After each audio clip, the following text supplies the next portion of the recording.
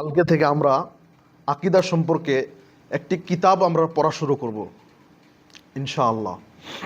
আজকে এক দুইটি হাদিস এই সম্পর্কে বলবো, যেই হাদিসগুলো যদি আমরা আমাদের ডেইলি লাইফের ভিতরে আমলে নিয়ে আসতে পারি, তাহলে আমাদের অবস্থা আগের থেকে অনেক পরিবর্তন হয়ে যাবে।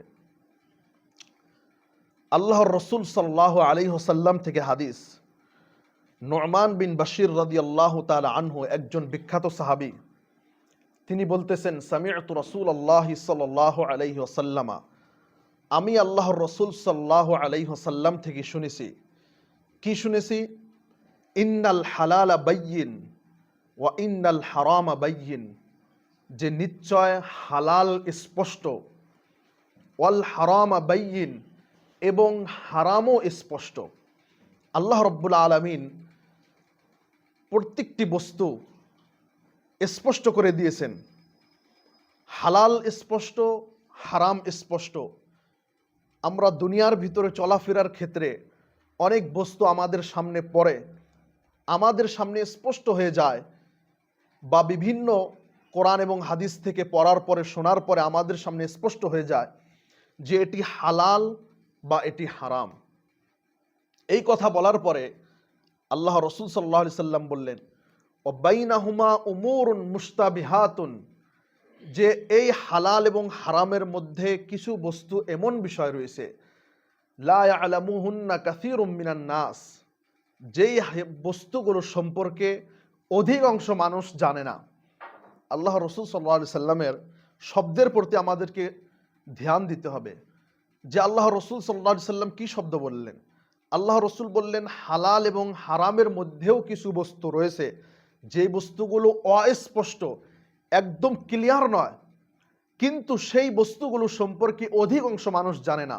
এখানে আল্লাহ রসুল সাল্লাল্লাহু আলাইহি সাল্লাম এটি বলেন নাই যে কেউ জানে না আল্লাহ ব্যতীত, বরং আল্লাহ রসুল সাল্লাল্লাহু আলাইহি সাল্লাম বলেছেন এই বস্তুগুলো সম্পর্কে অধিকাংশ মানুষ জানে না। তাহলে কি বোঝা গেল? যে পৃথিবীর একটি অল্প সংখ্যক মানুষ, যাদেরকে আল্লাহ রব্বুল আলামিন শরীয়তের জ্ঞানের একটি বড় অংশ দিয়েছে, তারা এই দুইটি হালাল এবং হারামের মধ্যে যে কিছু বস্তু এমন রয়েছে অস্পষ্ট, সেই বস্তুগুলো সম্পর্কে জানে।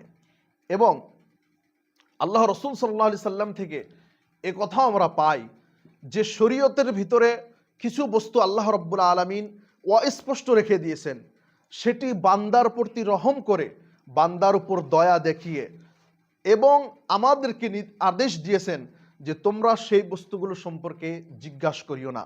অনেক বস্তু রয়েছে যেগুলো হালাল না হারাম সেই বিষয় আমাদেরকে বেশি জিজ্ঞাসা করা যাবে না, কিন্তু এর অর্থ এই নয় যে আপনি শরীয়তের ব্যাপারে একটি বস্তু বুঝতেছেন না, আপনি ওইভাবে আমল করে যাবেন, এমন নয়। বরং যখনই যে কোনো সময় আপনার উপরে, আপনার ভিতরে শরীয়তের যে কোনো মাসলা মাসাইল, যে কোনো বস্তুর ক্ষেত্রে আপনার ভিতরে ডাউট আসবে, তখনই আপনাকে জিজ্ঞেস করতে হবে। তারপর বললেন, এই দুইটি মূলনীতি বলার পরে আল্লাহ রসুল বললেন, ফামানিত্তাকাশ শুবাহাত ফাকাদ ইস্তাবরা লিদীনিহি ওয়া ইরজিহি, যে ব্যক্তি এই সন্দেহমূলক বা সন্দেহজনক বস্তু থেকে নিজেকে বাঁচিয়ে রাখলো, সে নিজের এবং নিজের দিন, নিজের ঈমান আমলের হেফাজত করলো। ওয়ামান ওয়াকাআ ফিশ শুবহাত ওয়াকাআ ফিল হারাম, এবং যেই ব্যক্তি শুবহাত মানে সন্দেহের মধ্যে পড়লো, সেই ব্যক্তি ডাইরেক্ট হারামের মধ্যে পড়ে গেল। আল্লাহ রসুল সাল্লাল্লাহু আলাইহি সাল্লাম ডাইরেক্ট বললেন, যে ব্যক্তি সন্দেহের মধ্যে পড়ে গেল, সেই ব্যক্তি হারামের মধ্যে পড়ে গেল। এবং এই বিষয়গুলো আমাদেরকে মনে রাখতে হবে, বিশেষ করে ব্যবসা বাণিজ্যর ক্ষেত্রে, কামাইয়ের ক্ষেত্রে আমাদেরকে সব সময় চেষ্টা করতে হবে যে ওই রকম কামাইয়ের আমার কোনো প্রয়োজন নেই যেই রকম কামাইয়ের মধ্যে সন্দেহে রয়েছে, বা কিছু মানুষ, কিছু আলেম বলতেছে সেটি হালাল এই কন্ডিশনে, সেটি হালাল এই কন্ডিশনে, সেটি হারাম। একজন মুসলমানের জন্য উচিত সে সেই সমস্ত বস্তুর মধ্যে হাতই দিবে না যেখানে সন্দেহ রয়েছে। কারণ আল্লাহ রসুল সাল্লাল্লাহু আলাইহি সাল্লাম ডাইরেক্ট শব্দ বললেন যে ওমান ওয়াকাআ ফিশ শুবহাত ওয়াকাআ ফিল হারাম, যে ব্যক্তি সন্দেহের মধ্যে পড়লো, সে ব্যক্তি হারামের মধ্যে পড়লো। তারপরে এই কথা বলার পরে আল্লাহ রসুল সাল্লাল্লাহু আলাইহি সাল্লাম একটি উদাহরণ দিলেন, কার রাঈ, সেই রাখালের মতো। রাঈন শব্দের অর্থ হচ্ছে রাখাল। ইয়ারআ হাওলাল হিমা ইউশিকু আন ইয়ারতাআ ফি, সেই রাখালের উদাহরণ দিয়ে আল্লাহ রসুল বললেন যে যেই ব্যক্তি সন্দেহমূলক বস্তুর মধ্যে পড়ে সেই ব্যক্তির উদাহরণ সেই রাখালের মতো। যেই রাখাল মানুষ তার মালিকের পশু চড়ায় একদম আইল বরাবর, আইল সোদা সোদা একদম তার পশু চড়ায়, মানে একদম যদি একজন রাখাল আইল সোদা সোদা যদি তার গরু বাছুর চড়ায়, তাহলে 100-এর মধ্যে 90% বা 95% একটি সম্ভাবনা রয়েছে যে তার গরু বাছুর অন্য জনের ক্ষেতের মধ্যে মুখ দিবে। কিন্তু একজন বুদ্ধিমানের কাজ কি বা একজন মুমিনের কাজ কি, যে সে আইলের নিকটেও যাবে না, বরং আইল থেকে দূরে থাকবে। তারপর আল্লাহ রসুল বললেন, আলা ওয়া ইন্না লিমালিকিন হিমান আলা ওয়া ইন্না হিমাল্লাহি মাহারিমুহু, যে মনে রেখো পৃথিবীর ভিতরে প্রত্যেকটি রাজা, প্রত্যেকটি বাদশার একটি নিষিদ্ধ এরিয়া রয়েছে, সেই এরিয়ার মধ্যে আমরা যেতে পারবো না। উদাহরণস্বরূপ প্রত্যেকটি দেশের ভিতরে যেগুলো মিলিটারি এরিয়া, সেইগুলো এরিয়ার ভিতরে আমরা সাধারণ মানুষের জন্য প্রবেশ নিষিদ্ধ, আমরা সেখানে যেতে পারবো না। সেখানে স্পেসিফিক এক ধরনের খাস মানুষই সেখানে যেতে পারবে। তেমনিভাবে আল্লাহ রসুল বললেন পৃথিবীর ভিতরে প্রত্যেকটি রাজা বাদশার একটি নিষিদ্ধ এরিয়া বর্ডার রয়েছে, সেখানে যাওয়া যাবে না। তেমনিভাবে আল্লাহ রব্বুল আলমিনেরও নিষিদ্ধ এরিয়া রয়েছে, সেটি কি আলা ওয়া ইন্না হিমাল্লাহি মাহারিমুহু, আর আল্লাহ রব্বুল আলমিনের নিষিদ্ধ এরিয়া হচ্ছে হারাম বস্তুসমূহ। একজন মুমিন কশ্চিন কালেও সে হারামের মধ্যে পা দিতে পারে না, হাত দিতে পারে না। এবং মুহাদ্দিসিনে কেরামগণ, মুফাসসিরিনগণ এই বিষয়ে কিতাব লিখেছেন যে মানুষ যখন হারাম কাজ করে, মানুষ যখন গুনাহর কাজ করে, সেই গুনাহর কারণে ফিজিক্যালি তার বডির প্রতি, তার সংসারের প্রতি, সমাজের প্রতি, গাছের প্রতি, পশু পাখির প্রতি কি খারাপ প্রভাব পড়ে। এই জন্য আমাদেরকে মনে রাখতে হবে, আমরা যে কোনো খারাপ কাজ, যে কোনো গুনাহের কাজ করি না কেন, তার প্রভাব অবশ্যই অবশ্যই পৃথিবীর ভিতরে পড়ে। এর দলিল আল্লাহ রসুল সাল্লাল্লাহু আলাইহি সাল্লাম বলেছেন যে যখন তোমাদের কেউ মৃত্যুবরণ করবে, তোমরা যত তাড়াতাড়ি সম্ভব তাকে দাফন করে দাও। কেন বলেছেন আল্লাহ রসুল? এই জন্য বলেছেন যে সেই ব্যক্তি যদি ভালো হয়ে থাকে, তার ভালোর পাওনাটা সে মরার সাথে সাথে পেয়ে যাবে, এবং সেই ব্যক্তি যদি খারাপ হয়ে থাকে, তার খারাপের প্রভাবটা পৃথিবীর ভিতরে পড়তেছে, গাছপালার প্রতি পড়তেছে, পশু পাখির প্রতি পড়তেছে। এই জন্য আমাদেরকে মনে রাখতে হবে যে আমরা সব সময় হারাম থেকে দূরে থাকব। তারপরে এই হাদিসের শেষে আল্লাহ রসুল বললেন যে আলা, শুনে রেখো। আলা মানে আরবি ভাষার ভিতরে, গ্রামারের ভিতরে, যে তোমরা অন্য কাজ যদি করে থাকো, অন্য বস্তুর মধ্যে যদি বিজি থাকো, তাহলে একদম ফুল অ্যাটেনশন এই দিকে।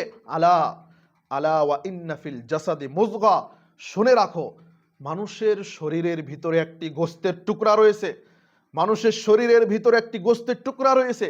ইদা সলুহাত সলুহাল জাসাদু কুল্লুহু, যখন সেই গোস্তের টুকরাটা ভালো থাকবে, সারা মানুষই ভালো থাকবে। ওয়াইদা ফাসাদাত ফাসাদাল জাসাদু কুল্লুহু, এবং মানুষের সেই শরীরের গোস্তের টুকরাটা যখন খারাপ হয়ে যাবে, পুরো শরীরটা খারাপ হয়ে যাবে।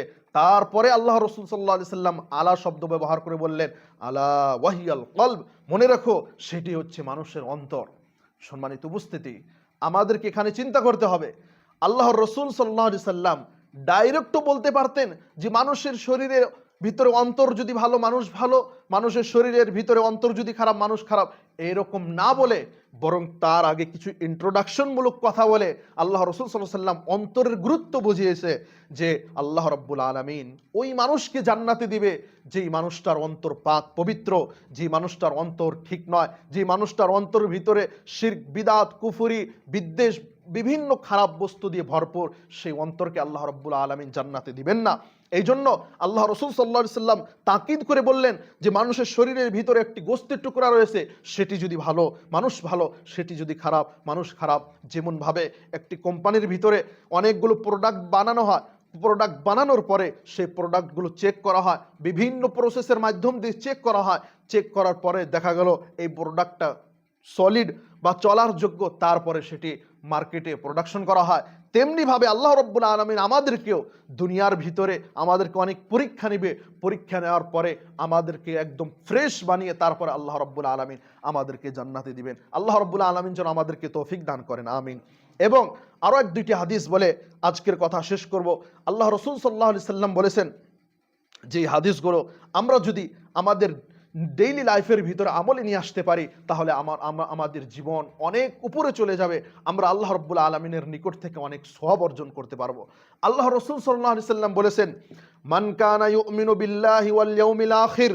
অনেকগুলো হাদিস রয়েছে, যে হাদিসগুলোর ভিতরে আল্লাহ রাসূল সাল্লাল্লাহু আলাইহি সাল্লাম এই ধরনের কথা বলেছেন, যে ব্যক্তি আল্লাহ এবং আখিরাতের দিনের প্রতি ঈমান রাখে, মান কানা ইউমিনু বিল্লাহি ওয়াল ইয়াউমিল আখির ফালইয়াকুল খায়রান, সেই ব্যক্তি যেন ভালো কথা বলে, উত্তম কথা বলে। ফালইয়াকুল খায়রান, এবং প্রথম স্টেপ বললেন যে সেই ব্যক্তি যেন ভালো কথা বলে। যদি আল্লাহ রাসূল বললেন, যদি সেই ব্যক্তি ভালো কথা বলতে না পারে, ফালইয়াকুল খায়রান আও লিয়াসমুত, যদি সেই ব্যক্তি ভালো কথা না বলতে পারে, তাহলে তার জন্য কর্তব্য কি? তাহলে তার জন্য কর্তব্য হচ্ছে সেই ব্যক্তি চুপ থাকবে। যদি ভালো কথা বলতে পারে সে বলবে, যদি ভালো কথা সে বলতে না পারে তাহলে সেই ব্যক্তি চুপ থাকবে। এই জন্য আল্লাহ রাসূল সাল্লাল্লাহু আলাইহি সাল্লাম আরো অনেক হাদিসে, বিভিন্ন হাদিসে বলেছেন যে তোমরা সব সময় মানুষের উপকার করার চেষ্টা করবে। যদি তোমরা উপকার করতে না পারবে, কিন্তু কখনো ক্ষতি করবে না। এই ধরনের কথা আল্লাহ রাসূল সাল্লাল্লাহু আলাইহি ওয়াসাল্লাম আমাদেরকে শিখিয়ে দিয়েছেন। আল্লাহ রাসূল সাল্লাল্লাহু আলাইহি সাল্লাম উম্মতদেরকে প্রত্যেকটি বস্তু স্পষ্ট করে দিয়েছেন। আল্লাহ রাসূল সাল্লাল্লাহু আলাইহি সাল্লাম তিনি শেষ সময়েও তেনার জান চলে যাবে এমন অবস্থায়ও তিনি উম্মতের জন্য ফিকির করতেন। এই জন্য আমাদেরকে মনে রাখতে হবে, আল্লাহ রাসূল সাল্লাল্লাহু আলাইহি ওয়াসাল্লামের রেখে যাও শিক্ষা, এই শিক্ষা আমাদেরকে মনে রাখতে, এই শিক্ষা আমাদেরকে শিখতে হবে, এই শিক্ষা আমাদেরকে অর্জন করতে হবে। একজন মানুষ শরীয়তের জ্ঞান অর্জন করবে, যারা আমরা শরীয়ত নিয়ে ঘাটাঘাটি করি, ইসলাম নিয়ে পড়াশোনা করি, তারা জানে মানুষ যখন শরীয়তের, ইসলামের পড়াশোনা স্টাডি করবে, তার ভিতরে যে কি মজা, তার ভিতরে যে কি তৃপ্তি রয়েছে, যারা ইসলাম নিয়ে পড়াশোনা করবে তারাই বুঝতে পারবে। এই জন্য আমি প্রত্যেকটি মানুষকে আহ্বান করব, আপনারা যার যেটি কাজ থাকুক না কেন, যতটুকু আপনাদের দায়িত্ব পালন করে যতটুকু সময় পাবেন দিনের ভিতরে, আধা ঘন্টা করে, 1 ঘন্টা করে, 15 মিনিট হোক না কেন, আপনি একটু ইসলাম সম্পর্কে জানার চেষ্টা করুন। অল্প অল্প বই পুস্তক পড়ার চেষ্টা করুন। বিভিন্ন আমাদের সালাফি আলেমদের অনেকগুলো লেকচার রয়েছে, আপনি সারা জীবন শুনে সেগুলো শেষ করতে পারবেন না। আপনি অল্প অল্প করে শোনার চেষ্টা করুন, এবং এইভাবে করতে করতে আমরা একসময় অনেক জ্ঞানের অধিকারী হয়ে যাব। অনেক জ্ঞান আমাদের ভিতরে চলে আসবে যদি আমরা এই বস্তুগুলো কন্টিনিউ করতে থাকি। আল্লাহ রাব্বুল আলামিন যেন আমাদেরকে এই সমস্ত কথার উপর আমল করার তৌফিক দান করে, আমিন। হে আল্লাহ, আমাদের অন্তরের ভিতরে তোমার মোহাব্বত ঢুকিয়ে দাও, তারপর তোমার রাসূলের মোহাব্বত আমাদের অন্তরের ভিতরে ঢুকিয়ে দাও। হে আল্লাহ, আমাদেরকে বেশি বেশি দিন সম্পর্কে জানা এবং তার উপর আমল করার তৌফিক দান করো, আমিন। হে আল্লাহ, আমাদের অন্তরগুলোকে আপোষে তুমি নরম করে দাও, আপোষে মিলিত করে দাও, আমিন। ওয়া আখিরু দাওয়ানা আনিল হামদুলিল্লাহি রাব্বিল আলামিন।